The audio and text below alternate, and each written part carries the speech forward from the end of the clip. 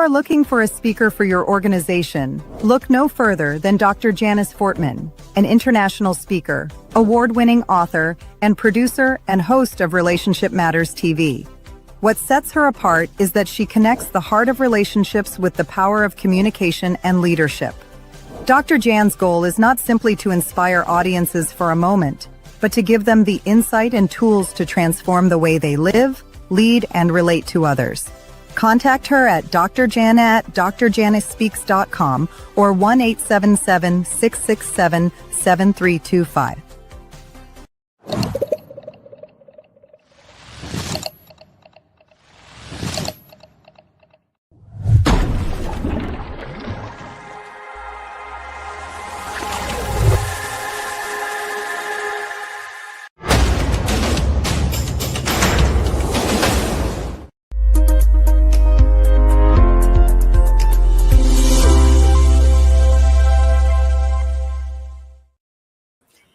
Good morning, good afternoon, good evening, wherever you are in the world. It is Dr. Jan Fortman with Relationship Matters TV.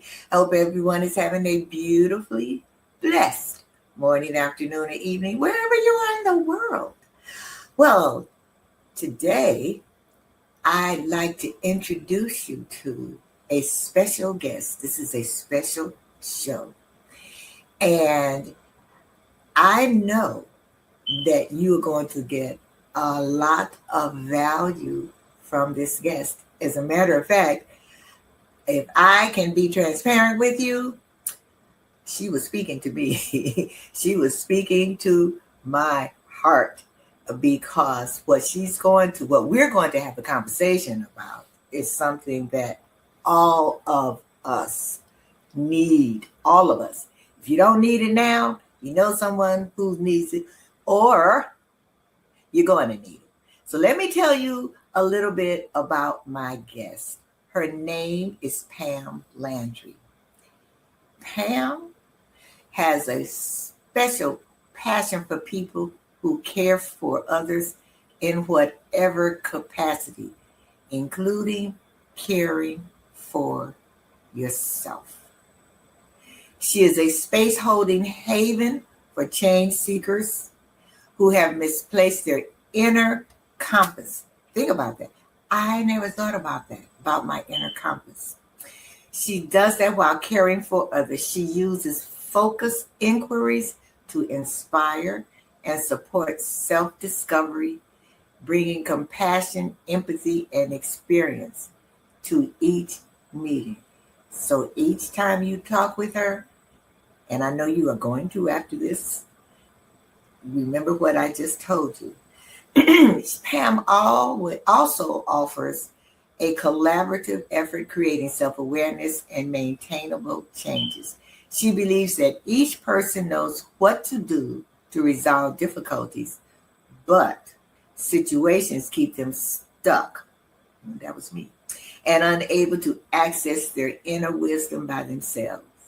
Pam loves watching that aha moment when a piece of a person's inner wisdom is uncovered, as it rekindles the desire within them to discover more.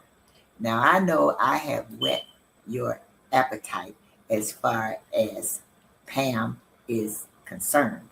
So I'm going to bring you to her, but I want to show you something that really, I think, just kind of gives you that essence of who Pam is and what Pam does.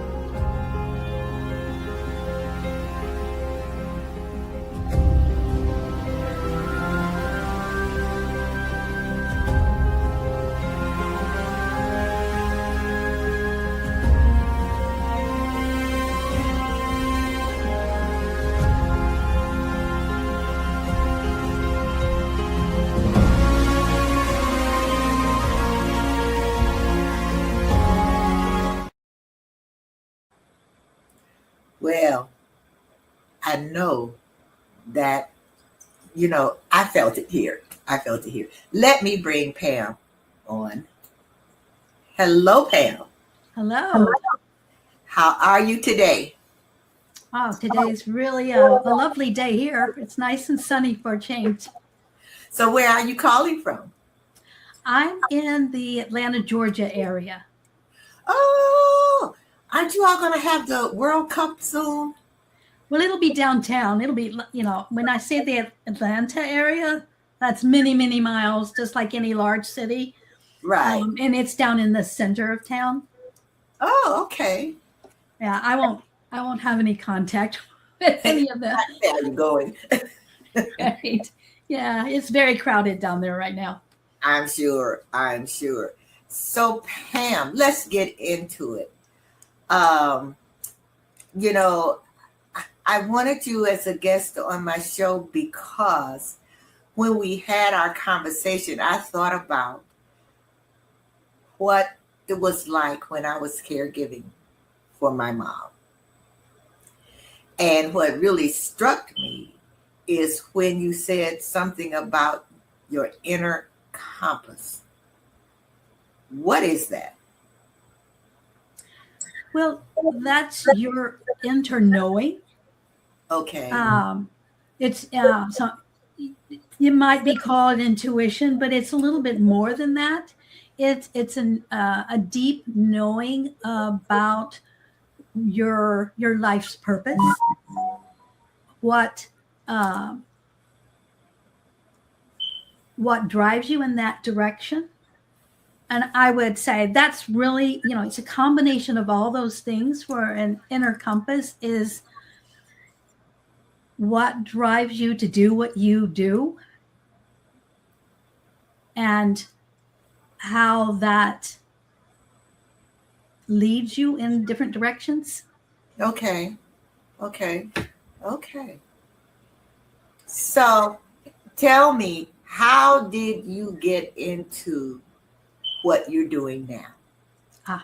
Well, I was the family caregiver. I helped take care of my father long distance. I was in the corporate world at that time, and it was a traveling job. And I'd come in on Friday night. I would have taken 2 suitcases, one for my trip and one for the weekend. And I would go home for the weekend. I'd leave the airport and I would drive 3.5 hours so I could make sure I could take my father to his chemotherapy and his radiation therapy.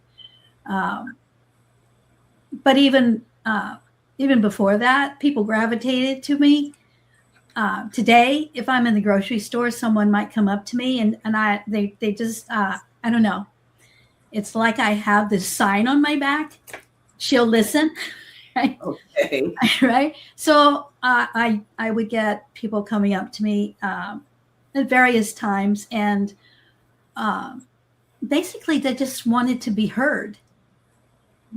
They wanted to know someone was listening. And so that's been a part of me my whole life. But it became very apparent when I was taking care of my mother. It was more of a long-term type of situation there with a lot of different medical challenges. Mm-hmm. But there was really, at that time for me, there was no help, right? There were people who came to take care of my mom, but there was no support for the caregiver. You were basically on your own. And I didn't want that. After I guess it was just a couple of years after, I started getting discontent with where I was because I couldn't make an impact. I had to stay to a script. And I felt like there were people out there who needed help. But when I was in coaching school, because I decided I was going to go get the training to make sure that everyone understood that if I was assisting you, that I took that time. But I was in a session there, and they used to do what they called laser coaching, which was to take a coach in training and take some difficulty and coach them on that difficulty. and I was listening. Then I heard my mom's voice in a headset, just like this one, and she said, "You need to coach caregivers." And so I felt like I got divine instruction to go in that direction. And with that, um, that's the direction I went. And 2020 was unique for all of us. And that was the year that I got laid off. And that was okay because I was just coming out of coaching school. And I just jumped in with both feet at that point into being able to work with family caregivers and the decision makers, and that means you had a POA, a power of attorney, for healthcare and or financial.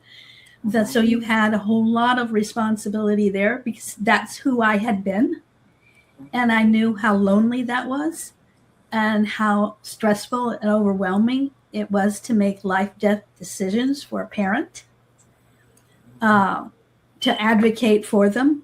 And I didn't want any other caregiver to not have access to someone who had been there and would understand and would be non-judgmental about any of the feelings that come with that particular role. So the first thing I did was create my own website, such as it was, but it was a beginning. Mm-hmm. And so now I help them rebuild themselves, because one of the things that happens is you focus so intently on that person that you're caring for that you stop thinking about yourself. And it's not conducive to a long-term relationship there. Your body will give out. And so you must begin to understand that if you want to be able to care for your loved one the way you wanted to and the way you promised you would when you had that initial discussion before anything ever happened, then you must take care of you too. You owe it to yourself, and you owe it to the person you promised to care for. Yeah. Why is it so hard to focus on yourself also? A lot of times people think you being selfish, so do you find that when you're coaching your clients, when you're going into the family coaching? Yes, actually, I was thinking about one individual in particular, and when you begin to speak about self-love, the misunderstanding happens. This doesn't have anything to do with conceit. It has to do with respecting who you are, okay, and that you have value. Another individual was basically verbally abused in a grocery store. And that was right before our particular session. And what it came down to was, it's not you. What's coming at you when you're getting that judgment, when you're getting that verbal abuse, is they're showing you their pain, because they're not able to do what you do. They don't have it within their personality to be able to care for someone on a long-term basis. I never thought about that, because I remember one time I was, just talking about my mom, and she was going in, she had dementia, so she was really all full-blown Alzheimer's. And so, I was just saying, she's saying this, she's doing this, she's doing that, and it's just so hard. And this person said to me, "Stop talking about your mother," and And it made me feel, like I'm not being negative. I'm just talking about what I'm going through. But I never thought about what you just said. It was that person, and their incapacity, I guess, to empathize. Well, it's a lot of that, and some individuals are not. When you talk about someone who is older and having challenges, they have to they're facing their own mortality, and they don't want to. All right, so it's really all about the other person, and that's what we discuss in sessions. In fact, I have a handout that's called "Not My Monkey." Oh, okay. And that handout is all about, if this is said to you, it's not about you. Don't internalize what's being thrown at you. They're pushing out their inability. It's their own pain that they're pushing out to make themselves feel better. Is why they want you to feel worse, right? They wanted you to shut down, for example, right? They didn't want to hear about it because they would have to think about the fact that either they're getting to a place where they're going to need help, or that there's someone in their life that needed help and they couldn't offer it, they couldn't provide it. Some folks are, besides that, some folks are just not they're not capable of feeling that. It takes all kinds of people to make a world. That's true. But what I want my caregivers, and that's how I feel about them, they're my mine. Right? I'm helping you here. I'm offering myself to you, and from that standpoint of, I don't tell anyone what to do. I know what to do. You just need help calming that chaos that surrounds you and that's within you because of your role as a caregiver. And if I ask the right questions that make you think, then you'll bring that back to yourself. And you know yourself the best. You know what you need the most. What I see my part in that is to help you bring it forward. And that's why I get excited when I see that little light bulb go off. It's because I know they discovered another piece of themselves that they'd forgotten about. So in your own personal experience, I know you said, you did a lot without support. Did you have, family members, brothers and sisters that you thought you rely on? For my mother, I did have my older brother. He came. Okay.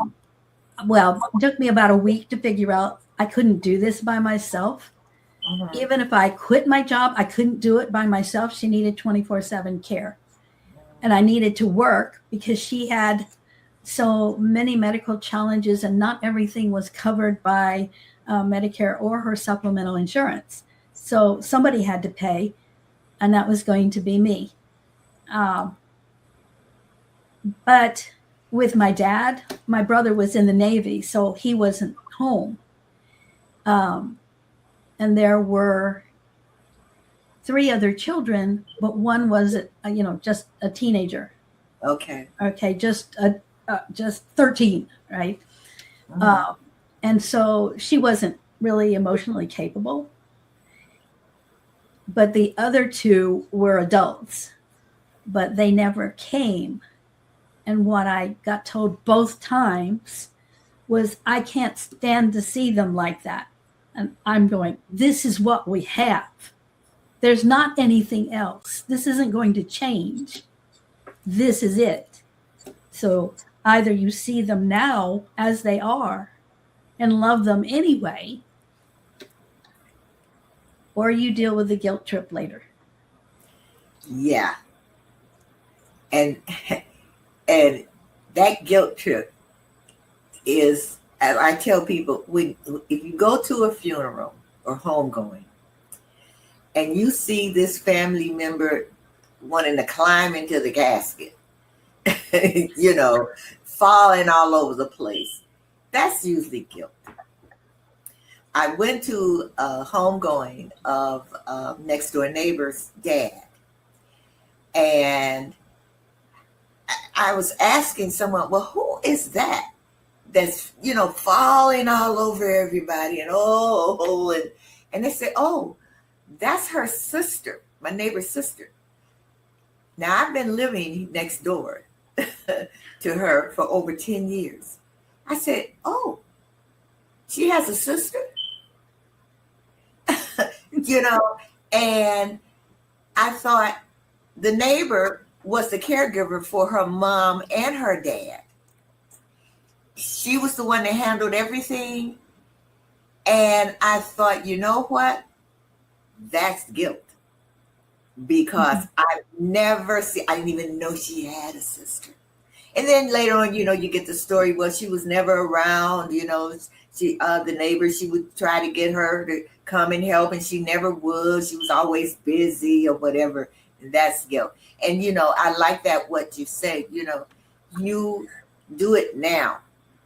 Of course, you don't like to see them like that. But in the end, that's that guilt that's going to eat you up. Yeah. I had one sister who came once the whole time. And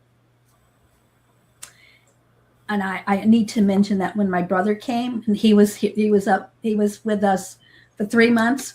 His wife figured out he wasn't coming back, right? As long as his mother was in her current condition. So she put everything in storage and she came.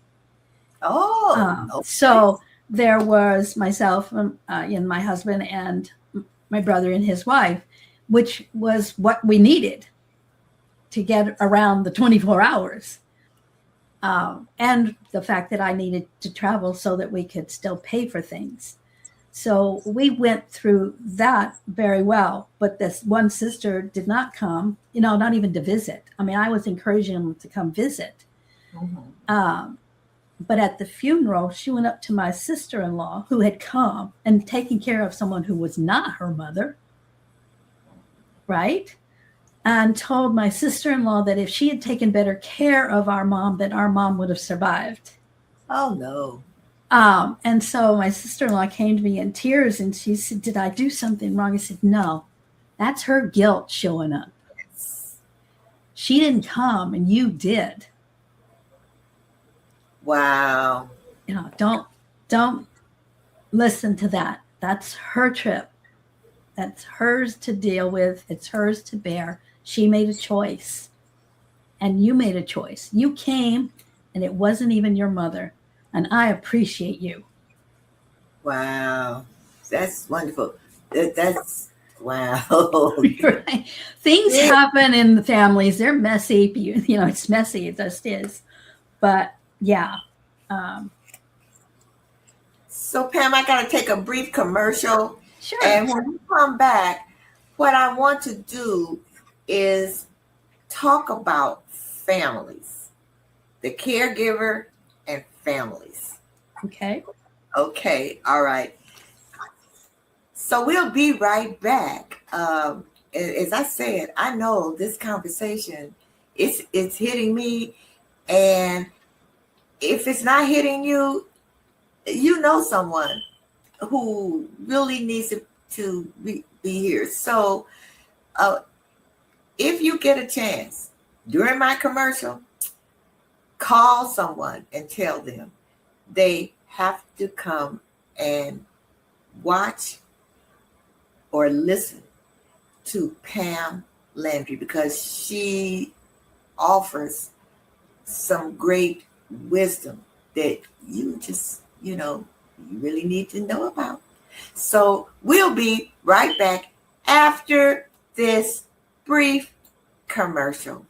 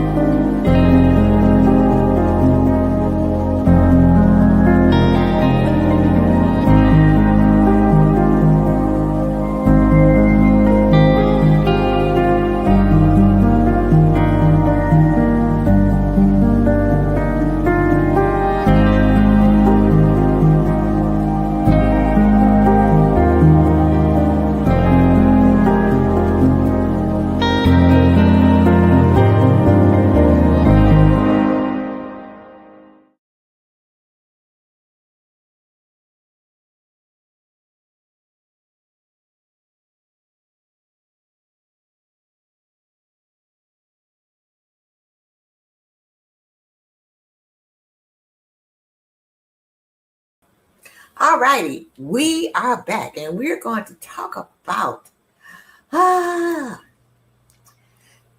caregivers and families. So, Pam, let's dive into that. When you are coaching, you have your clients. Does that issue come up? I know you said a little bit as far as what happened with you and your family, Yes. but do you see that often? Not in the same way, Uh-huh. but some of my clients were only children. And so it naturally came to them. Okay. And because of that relationship, they were fiercely advocates. And they became very strong-willed to be able to protect, their parent. Mhm. Others they're a little bit different. They have medically challenged children. Oh. And so that's a whole different dynamic. But many of them are usually firstborn daughters. Like me. And for some reason, they think that you're the one. Right? Yeah. But so was I. And that may be part of our society. Uh-huh. But within families, what I found is that the person who was the primary caregiver was chosen by the parent, Oh. and often still has that parental influence over the caregiver. Okay. Caregiving is very different phases. Anything from someone who has a temporary disability, broken Mhm. hip, any kind of broken bone that requires assistance to move from bed to any other place in the house, in the home, to medically challenged children who have to have all kinds of mechanisms as they grow to help their parent continue to care for them. And by that, I mean, lifts and Yeah. elevators, things that you would have to add to the home. Yeah.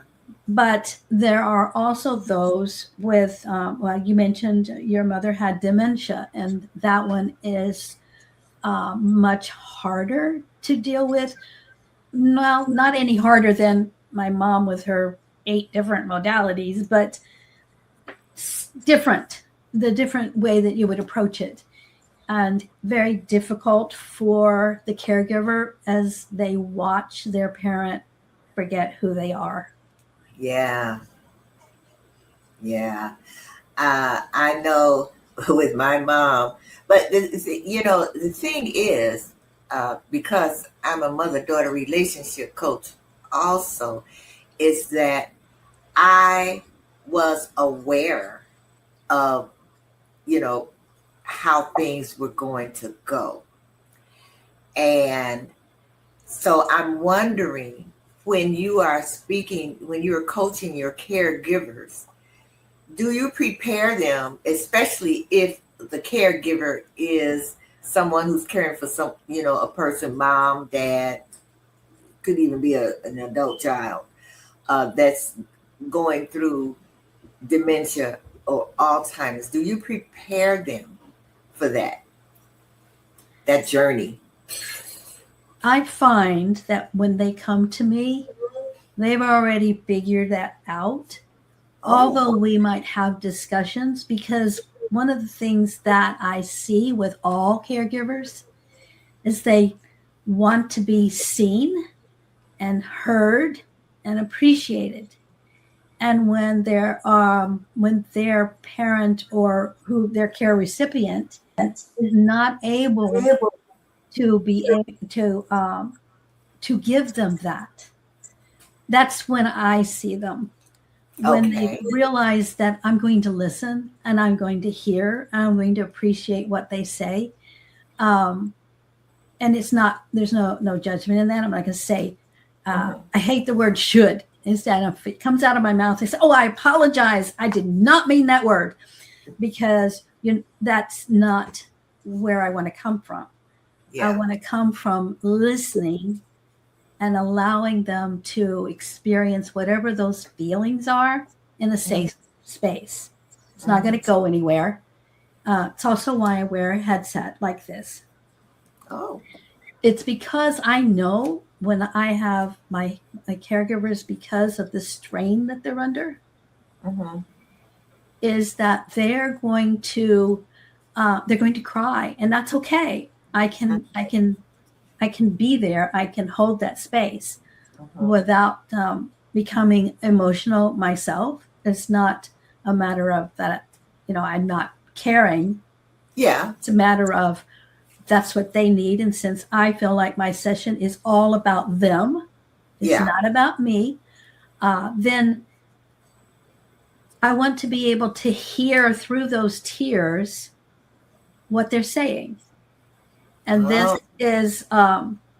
this type of headset drowns out the external noise in the room, outside, lawnmowers, whatever, right? So that I can hear what they're saying through their tears, because it's very important at that point, because they're telling me what they really want the session to be about. Okay. Right? I put together an outline, and I always send it, and I always say, we don't have to stay with this. This is just giving us a starting point just in case, Mhm. there's not something. And this will get the, conversation started. And then what's coming up for you is what we will discuss, if that's, where you want to go. So it's just a Mhm. matter of giving them a starting point so they don't have to feel like they have to come up with something every time. Right. I'm giving them an out, if you will, because of the overwhelm and the chaos, and and the family dynamics that might be there. Mhm. One thing you should consider is not every caregiver wanted to care for that person. They did because they love them deep down, but their relationship with that individual was toxic from their childhood. Oh my goodness. Yeah. So those are very difficult situations, and the mental health of the caregiver is at stake, which is why I just, since I got that divine intervention, and I've been told that my superpower is peaceful presence, Okay. so that um, it's possible for them to tell me what's on their mind. And what it does is it gets it out of that emotional standpoint and out into the world in front of them, which is this first step in being able to bring forth their inner wisdom and reset their compass, that I did know that. I can do this. Because most of the time you get to the point where you don't think you can. Because if there's no one that you can relate to, no one who's willing to listen without emotions and without telling you to stop talking about that, Yeah. then it's hard on those caregivers. And if they are working, they cannot share that at the office either. Right. Uh, I used to go to the ladies' room 2 floors up, so I wouldn't see anyone from my office, so that I could go into a stall and fall apart for just 5 minutes, Yeah. you know, um, because I might have gotten a phone call, Yeah. Yeah. and that I, allowed me to function. yeah. Yeah. I remember going after my mother went through a tirade. Going and I thought, well, I can't break down here in front of everybody, you know, and so went to my car and just, you know. So, from what I'm hearing from you, is that most of the caregivers, and I hope I'm being correct, want someone who listens without judgment. Mm-hmm. And like you said, not you should do this or you, but like you said, they know what's in here. They know what they need to do and what they can do, but they just need someone to offer that support. In other words, I hear you, I'm listening, I've been there, and I know what you're going through. So I'm here to listen, not to judge, but to open up that's maybe closed off. So am I right? Yes. I might say something like, and how, they'll relay something that happened with a sibling, right? Or something that has maybe a change in the person they're caring for that they're having a hard time dealing with. And I can ask, and how does that make you feel? Okay. And then that's the first time they have to look inside. It seems like an easy one, right? We're very emotional here. We just told you all about this, but they hadn't thought about naming how they feel. And that's, so emotional regulation becomes a part of it, just a little part all the time. It's not like, I refer to things as baby steps, right? At the end of this session, I will ask, for example, what small thing could you change that would positively affect whatever the issue was at that point? And can you commit to that between now and our next session?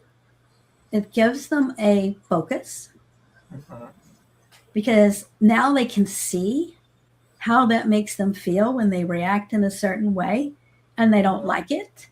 So now that they've named it, they've understood it, to think about what can I change to make me feel better and still be able to offer a quality caregiving experience for both themselves and their loved one. Okay. Are there any common issues that you see? Common. Mostly the common is their friends have disappeared. So they're feeling left out of things, or feeling like because they're now caring for their parent, they're not available. So their friends quit asking them to go different places. This is especially if you're a young person and you were used to going with your friends on Friday, Saturday night, or whenever, or going away to, to ski or a spa or whatever it was that you had been doing that you could no longer spare the time for because you don't have anyone to stay with or care for. Your parent will just stay there for the time being. But because we're talking about a younger person who's maybe not married yet, but who is maybe they were in college and they had to leave because maybe there was an accident and now their parent is incapacitated and needs help. So there are all kinds of situations that can come up, within. Most of the ones who gravitate to me are usually older firstborn daughters who are taking care of their parent, typically their mom, because I think they feel like no one understands unless you've been someone who have taken care of a parent. And I can understand different situations from caregiving standpoint about, how you have to advocate and how you can not internalize the comments that others make. So those I have experience and I have skills that I've obtained to be able to help them understand what the feeling is, and that, well, as I mentioned, it's not usually about you. Yeah. And I think people forget when when people think about caregiving, they usually think about an older person caring for an older person. You know what I'm saying? Yes. And they don't think about, like you said, someone who was in college, maybe in their 20s or something, that are caregivers. I had one show where this young lady only focused on children caregivers. And like you said, people forget sometimes they're children who are caregivers. And she had clients who were like in high school, and like you said, their friends have fallen away. They can't do this. They can't be teenagers. And people forget about. So like you said, they're all different realms of caregiving. I think it's just wonderful what you do. It is so needed. I'm at the age where I know people, women, who are caregivers. And sometimes, like you said, they're afraid to say something to their friends or to their colleagues.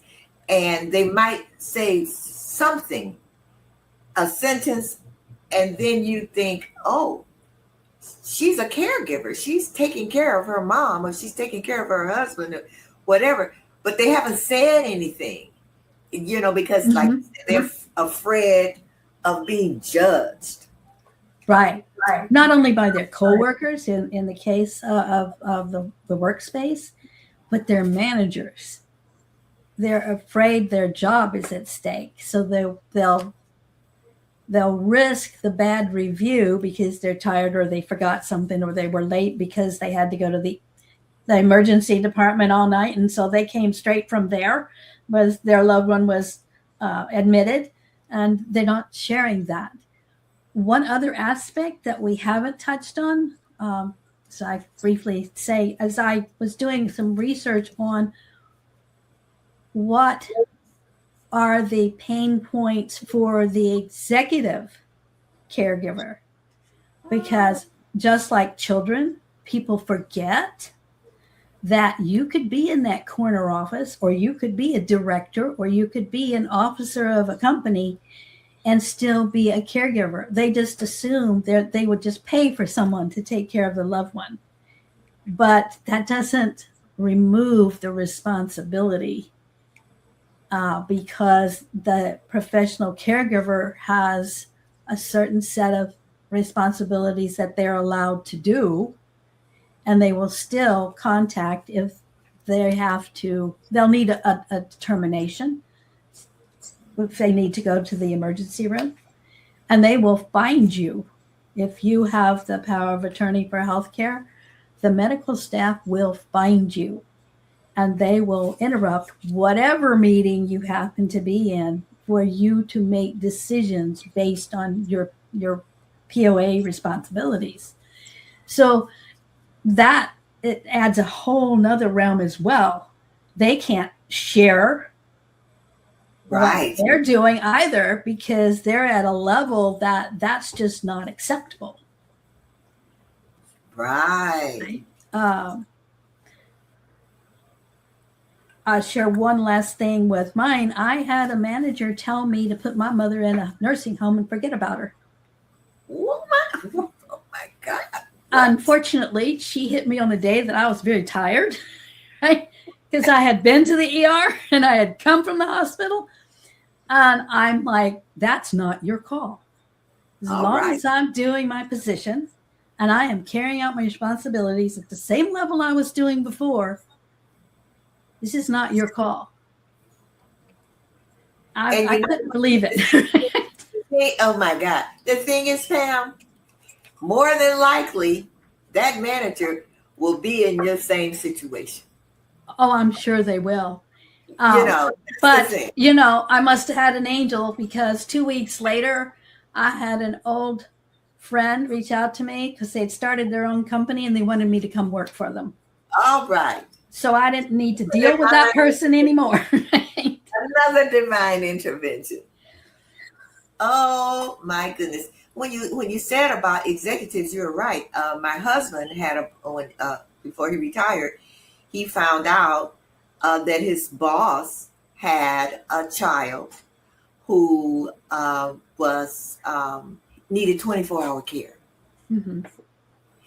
And fortunately, he had his wife, but in the end, he had to resign his position. Wow. In order to, because then something happened with his wife. So he had to resign his position in order to be a caregiver, more of a caregiver for his daughter. So yeah, that's you never think about that, like you say. And I was surprised to find that their pain points are the same as I'm the same. No matter what level you are in a company, if you're a caregiver, the issues are the same, the pain points are the same, responsibilities are all over the place, but they're always in fear of losing their position, they forget about losing themselves. Right? Yeah. But yeah, it's amazing. They just think that you just hire somebody and they do it. Well, that's not necessarily the case. There's a shortage of professional caregivers at the moment. Oh, really? Okay. Yeah. And you have to, it's like you're employing someone. So you're going to have to go through an interview process too. Yeah. So it's not as easy as it sounds. You just think that they just dialed up somebody and got somebody in and then, they just go on with their lives. But that's not the reality of it any more than it is for a manager or for, the administrative assistant. Think about that one. Their administrative assistant to the CEO. And they're a caregiver. Yeah. Yeah. It's just, they're all intertwined and they're all the same pain points. And it's the same fear of losing their job. It's the same fear of, if I say something, nobody wants to hear about it. Yeah. It's all the same issues. So no matter who. Right. No matter who you are in a caregiving situation. And I don't mean for that to sound all negative. It's just that all those responsibilities and all of those actions and all of the different things that happen, that caregiver is internalizing. Yeah. They don't know they are. They're just trying to get through the day. Yeah. But yeah. And they need someone like you. So Pam, when when they need someone like you, I put on it now, how can they reach you? And just a teeny bit of your coaching. You coach virtual and live, or just virtual? Where I am, it's just virtual, but it's not meant to be just virtual. It just happened to work out that way because I started my business in 2020. Okay, yeah. Okay. Well, yeah. Right. Right. So my office is set up for in person. I could go to someone as well. No one's asked me to do that. There's the germ factor there, but the other piece there is, I have a lot of allergies, so I actually have my own portable filter, which kills anything in a 3-foot radius around me. So I'm not carrying anything to anyone, and they're not giving me anything back. So wait, that talk offline about that filter. I want to talk about that. Okay, sure. Sure, and it's very useful in being able to have, go on site if that's what they need. So I just want everyone to know, if you are watching, of course, you see how you can contact Pam, but But for those who are audio only, it's Pam at coachlandry.com. Landry is spelled Landry.com. Pam at coachlandry.com. So Pam, just give us, what is it in a couple of sentences that you would like to leave the audience with? You don't have to do it alone. You don't have to be alone. All you have to do is reach out. I do free calls if you just want to make sure that we're the right match. I never charge for the, I call it a clarity call. Mm-hmm. So that I can provide that link as well. I think I gave that to you, but it may be in your notes. If you didn't, you give it to me now so I can go ahead and put it on the screen. Okay. Hang on, let me find it. Make sure that I don't. Okay. It's calendly.com. Oh, okay. Oh, Calendly. Yeah. Okay. Oh, Calendly.com slash Pam dash Coach Landry slash clarity dash call. Calendly.com / Pam dash or slash Coach Landry dash Coach Landry / clarity. I'm spelling it wrong here. Clarity. CLARI. Only one R, Janice.